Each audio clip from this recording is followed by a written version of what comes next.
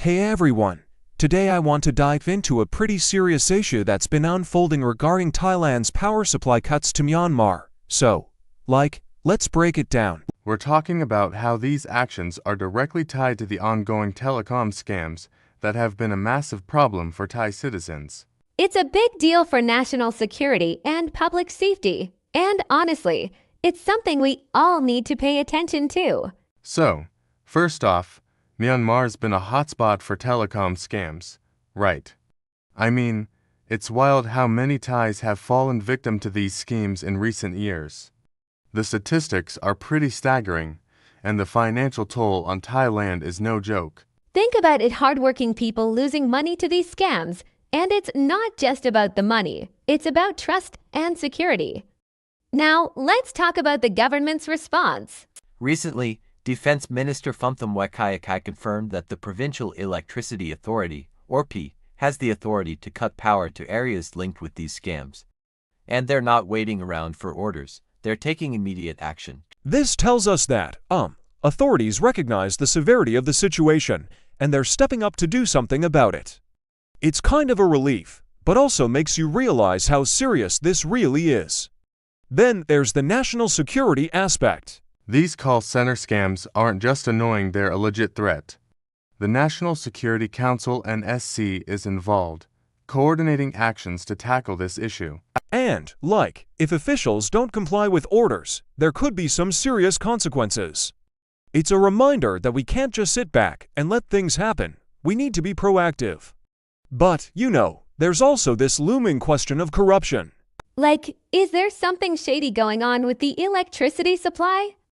It's hard to say, but we can't ignore the stance against graft. Corruption undermines national integrity, and we have to hold ourselves accountable. It's frustrating, but it's also a call to action for everyone to do better. Now, let's zoom in on the areas affected by these power cuts. Places like Shui Kako, KK Park, and Mayawati are focal points for scams and trafficking. Cutting power here is a move to disrupt these operations, but it raises questions about the local population.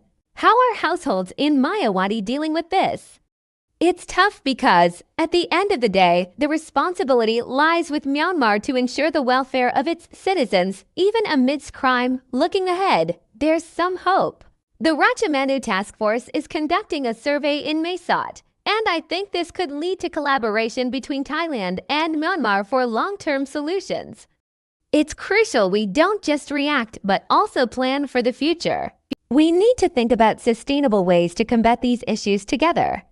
So, to wrap it all up, decisive action against scams is super important. We all have a role to play in this.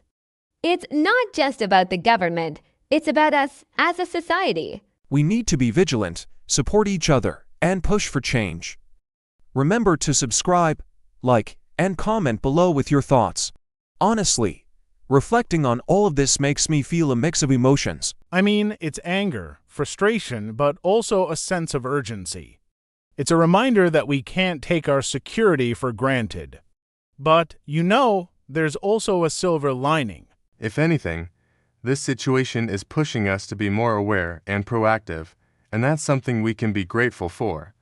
So let's keep this conversation going, and together, let's work towards a safer future. Thanks for tuning in.